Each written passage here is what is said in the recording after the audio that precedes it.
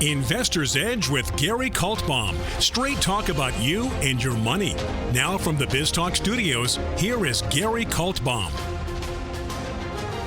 And welcome once again to Investor's Edge. I'm Gary Kaltbaum, your host. Thanks for being with us today. Glad you're here, ladies and gentlemen. Happy that you are listening.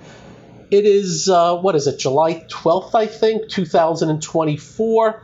It is Friday, and as always, a heck of a lot to do, a heck of a lot to cover. In case you don't know, this is serious talk on everything that affects you.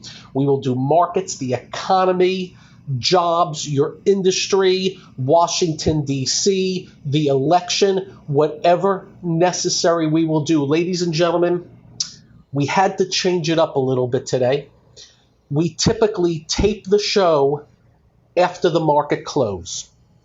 That way you know everything about the market close. But I am up in New York, and on a personal note, as you know, I deal with elderly family.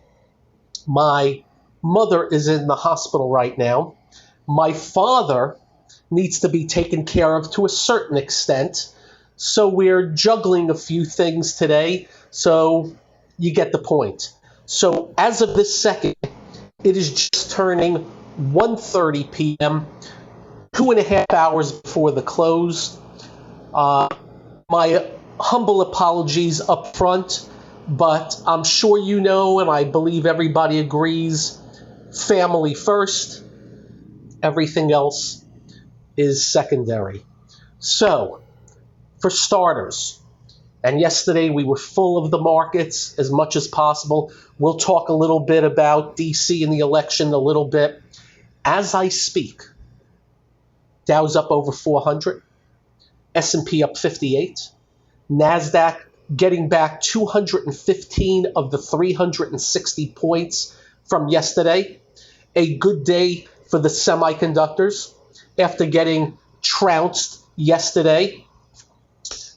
The big point, though, was on yesterday, something happened that we haven't seen in quite a while. In fact, it was the opposite of everything we have been telling you, but also what we've been saying could potentially happen. You never know. Yesterday, an inflation number came out. Just so you know, today an inflation number came out, which was worse than the inflation number yesterday, but the bond market continues to cooperate. The 10-year yield is inched down to 4.191. And what happened yesterday was simple. Every day we've been coming on this show for quite a while and telling you how narrow the market has been. Every day we've been saying 7 stocks are 33% of the S&P 500 and 50% of the NASDAQ 100, and they've been doing not the heavy lifting, but all the lifting. Yesterday, whatever the reason, those can say it's because of the inflation number and the ability for the Fed to lower rates, which they could have done anyhow. But under the motto of ours, it's not the news, it's how things react to the news, the broad market jumped. Best way I can put it. It jammed. Best way I can put it. It's not like it's the biggest numbers in the world, but you got 2 and 3% moves from the small and the mid caps. We've complained about the housing and housing related as of recent. They just gapped up yesterday, and they further it today. Economically sensitive areas and names. We've been telling you how weak they have been in downtrends of differing levels, whether it be names like United Rentals, some of the building and construction names, you name it. They got jammed to the upside. Doesn't necessarily change the complexion, but when the broad market, the breadth of the market, the most of the market, number one, stop going down, which is what they were doing, and not only stop going down, start to get going. That's the broad market move, which led into today.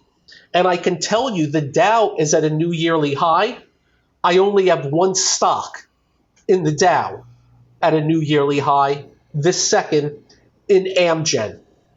So some heavy lifting going on there also. But we do not want to shrug what we are seeing. And in markets, typically index-wise, new highs will beget new highs. And we'll just see where this takes us. My surprise today is not that the NASDAQ and the semiconductors have bounced. It was a really bad day yesterday. My surprise is pretty darn good bounce. But you're in that type of market. But the most important part, and I show this all the time when we do our little webcasts, we have been able to show a NASDAQ heading from the lower left corner to the upper right corner, while the advanced declines were from the upper left corner to the lower right corner. Did you all get that? That changed yesterday as the market broadened out. Simple as that. Financials, better. Another area, the regional banks, they woke up. Also, they've been dead, and by the way, still way off the highs of February of more than a year ago because of the Silicon Valley deal. But we just want to repeat, every day we would show up for the markets, and every day I would look at the same areas that would just beat red every day. And we have our screens set up, separated by sector and areas. And the same areas beat red every day. The transports, the rails, the truckers, the industrials, the housing related, a lot of the financials, a lot of the retail. By the way, there's still plenty of retail that act like crap. And the list goes on and on. We just want to repeat, they stopped going down and they're rallying up now in differing levels of getting back some of their losses, but also some names have come straight up. There's a couple of housing names that are at new yearly highs in 2 days. And that's what we mean when we say to you, we got a little jam going on in the market. Symbol GRBK. It's called Green Brick Partners. Boom. Straight up. From 56 to 64 in 2 days. A housing stock. A KB Homes. KBH. 66 to 76 in 2 days. Jammed. And again, we don't really care about reasoning, but we do this little radio show here, so we give you what we believe to be the reasoning. That the Fed right now is all clear to lower their rates and play catch up. Why? They're at 5.25% on their low end, and the 10-year yield is at 4.189 as I speak. So they can easily lower rates, and markets pretty much love that. Now, I do want to let you know, you will hear the market is expensive as all heck. You will hear the Buffett indicator. Just so you know, there is a Warren Buffett indicator out there.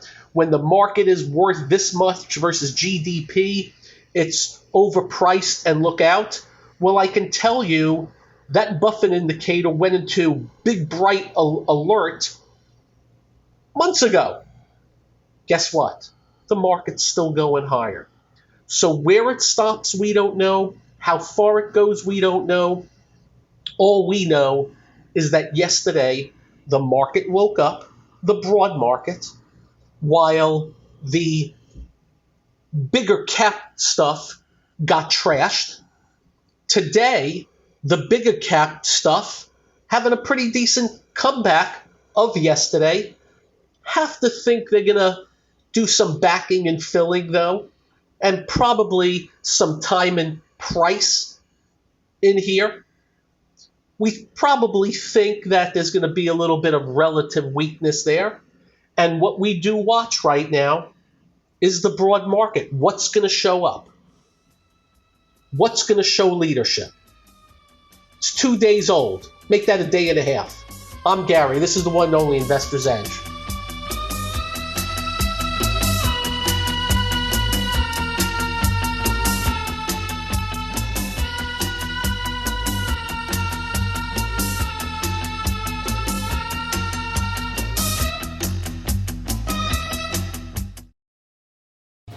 Hi, I'm Gary Kaltbaum, host of the nationally syndicated radio show Investor's Edge.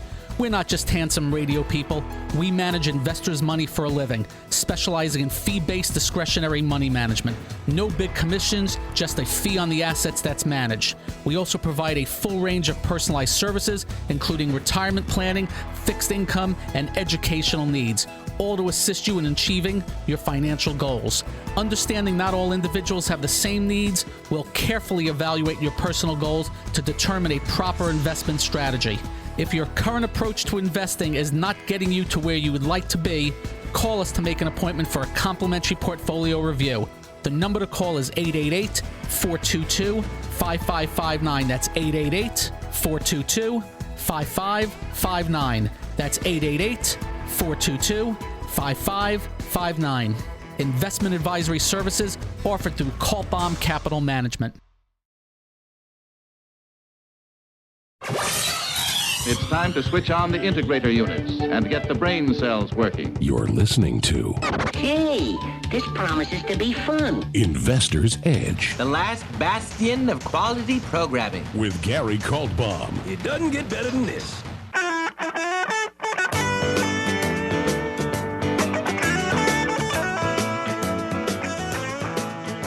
And welcome once again to Investor's Edge.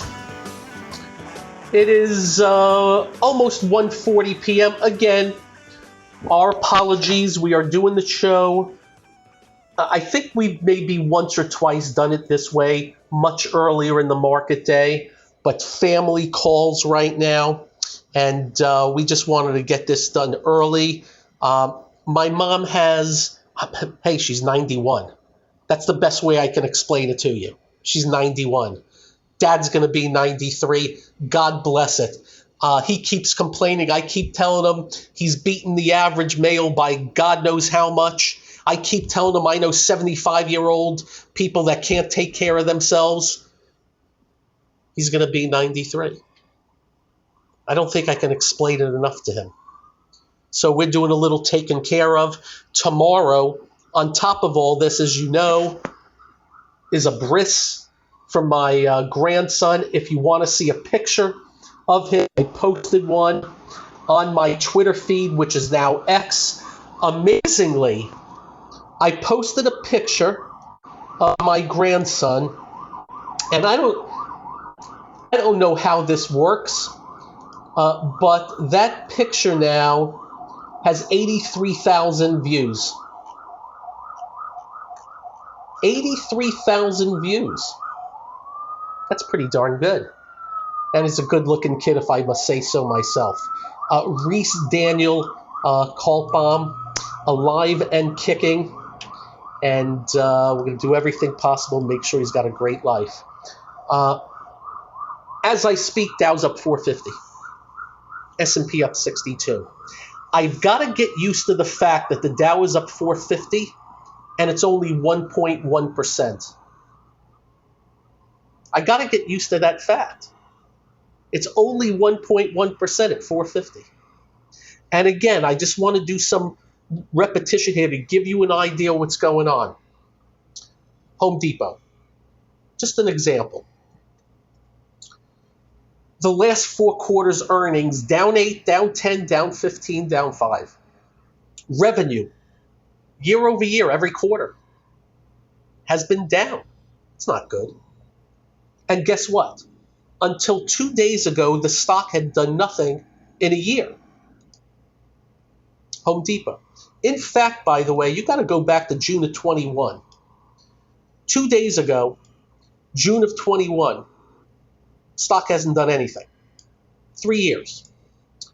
Well, in 2 days, it has gone from 344 to 319 points. Let's call it 20. It's like 135 Dow points in 2 days for a very relatively weak stock. And by the way, still way off the highs of April. But look how many Dow points a Home Depot is. That's what we mean.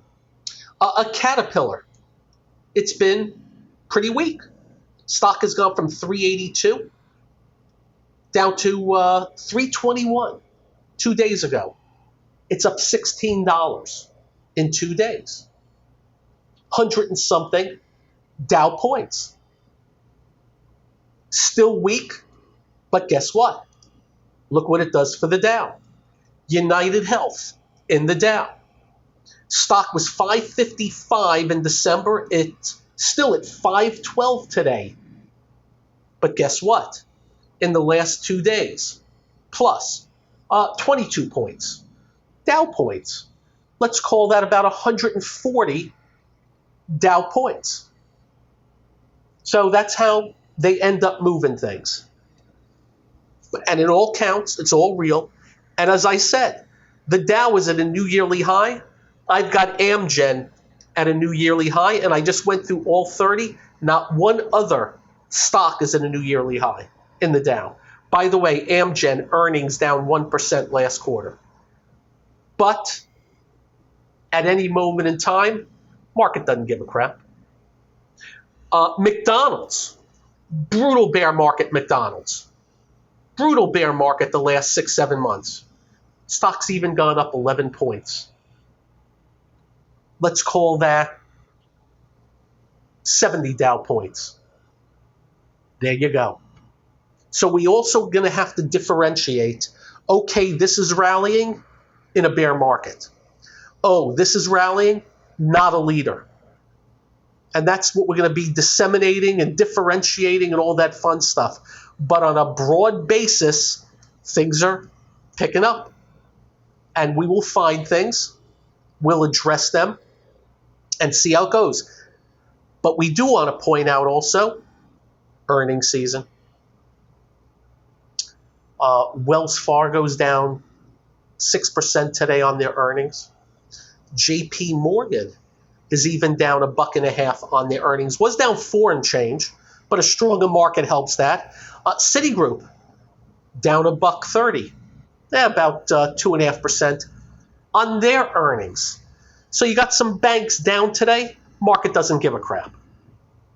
The market cares about, and for a long while, easy money or not easy money.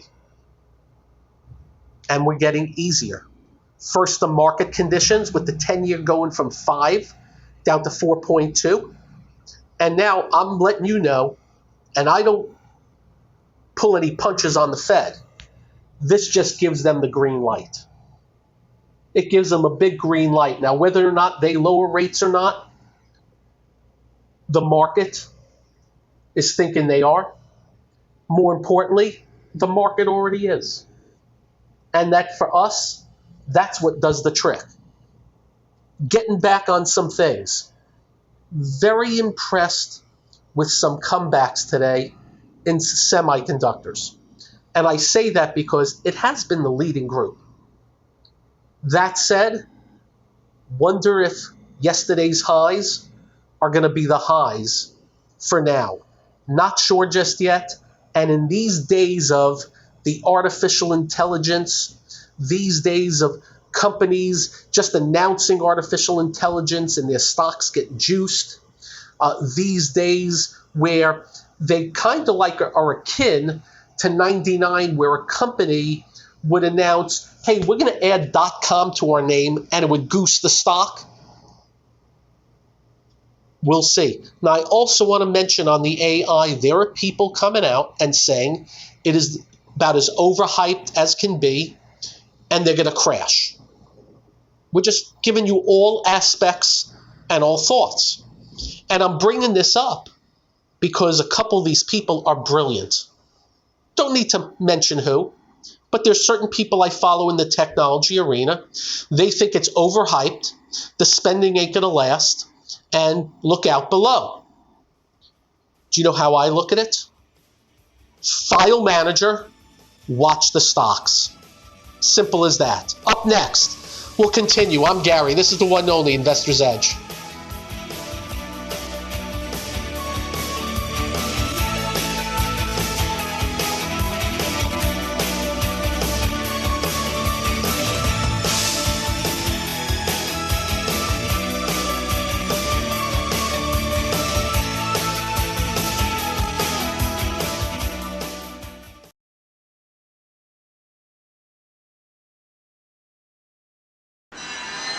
Listening to America is talking. Investor's Edge. He's got to be pleased with that. The crowd is just on its feet here. He's a Cinderella boy. With Gary Kaltbaum. Comes highly recommended. You're going to feel better if you talk to him.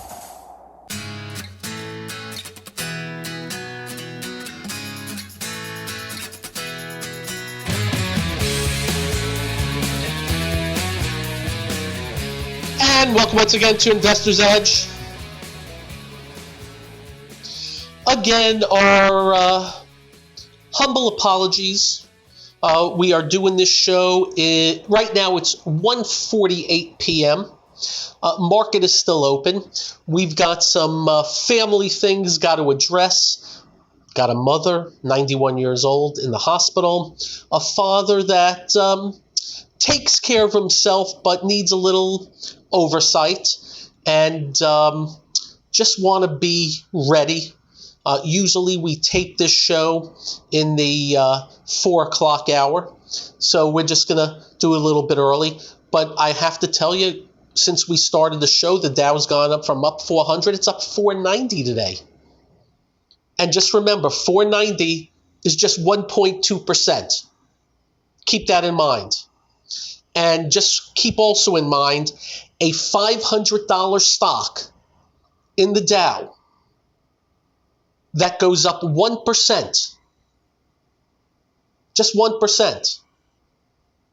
It's about 30 some odd Dow points. 1% is $5, about 35 Dow points. And as we just said a couple of minutes ago, some down and out stocks that are still in what we call not an uptrend. We'll use it that way. Have made 100-point Dow moves in 3 days, inclusive of today. So got to be careful about that. And as I also said, with the Dow at new highs, I have one Dow stock at new highs. But the bigger story again, and to repeat, the broad market woke up yesterday. That's it. The broad market woke up yesterday.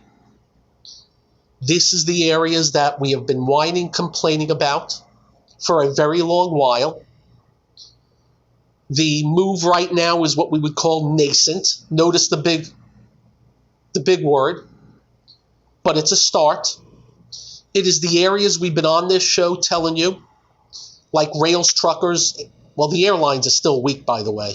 The airlines are not participating. Let's talk rails, truckers, economically sensitive, construction, housing related, decent group of financials. Let's say some of the retail. By the way, a bunch of retail are not participating, but they woke them up. And we're now seeing it in the advanced declines.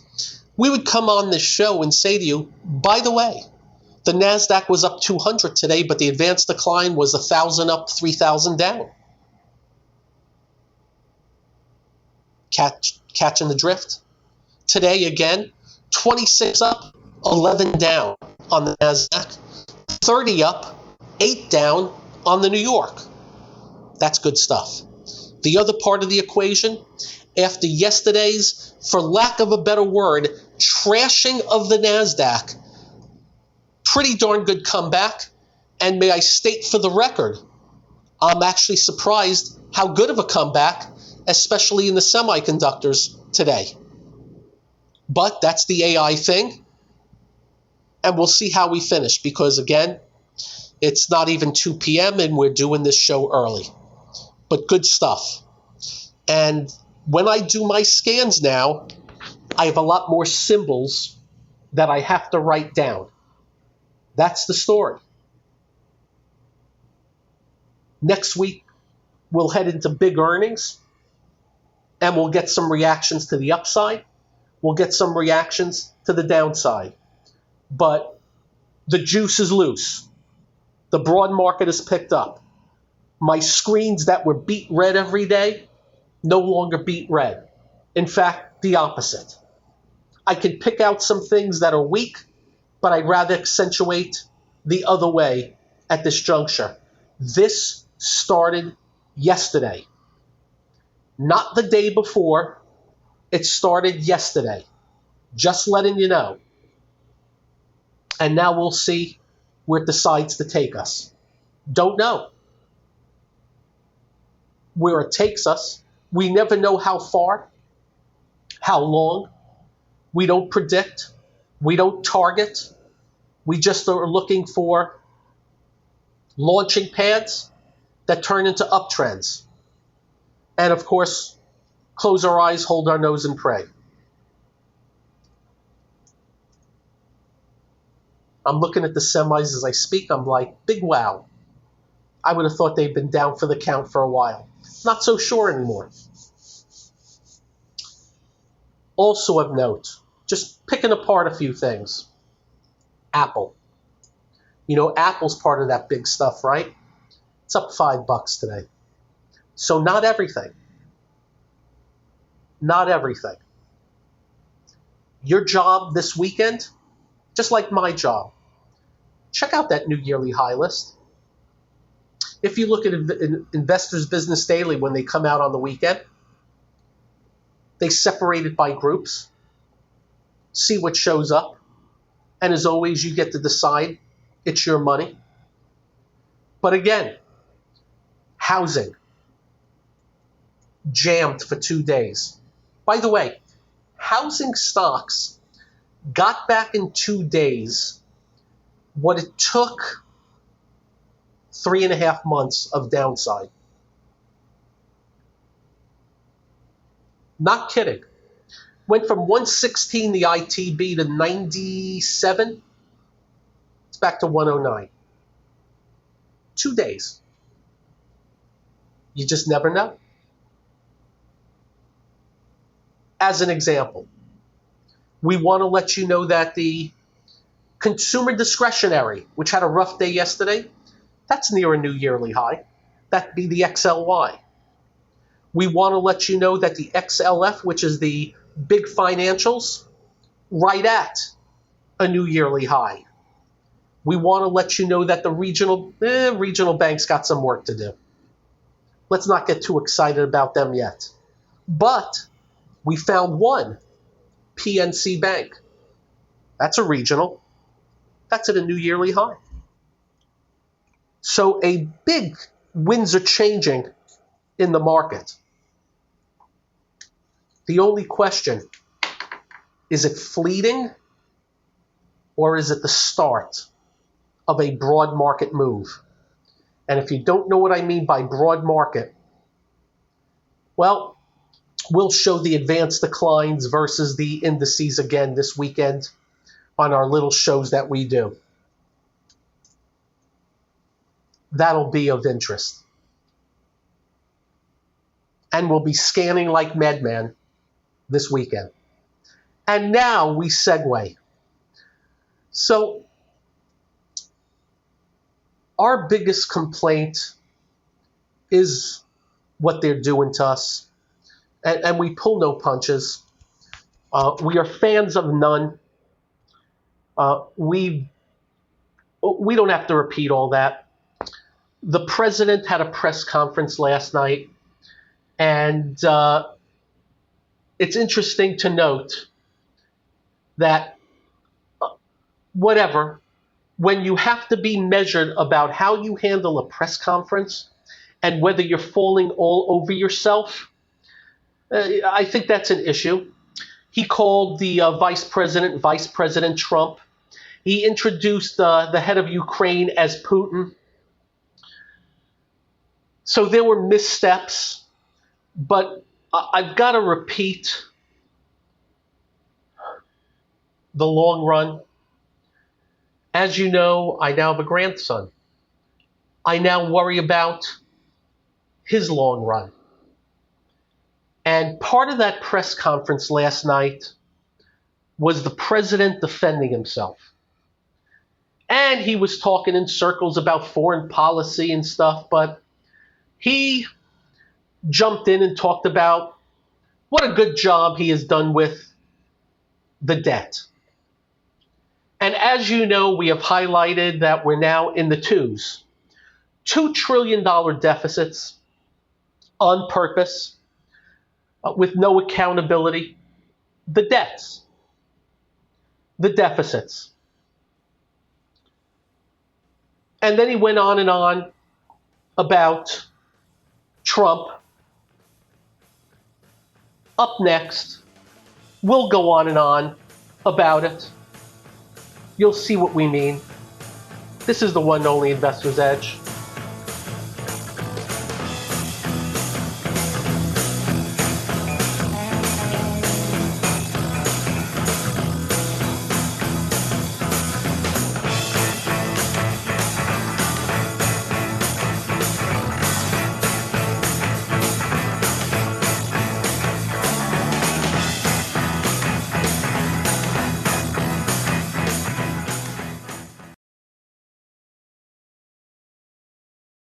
You're listening to What are we waiting for? Well, what are you waiting for? 1, 2, ready, go. Action! Investor's Edge with Gary Kaltbaum.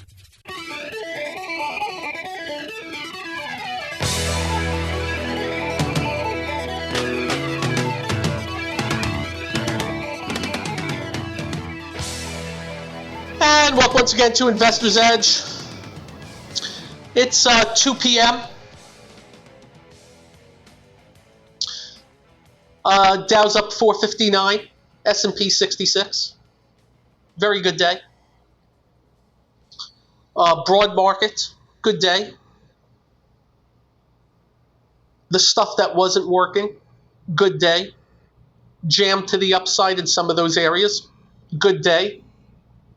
The surprise for me is the pretty good comeback so far in the semis, not all. But we segued.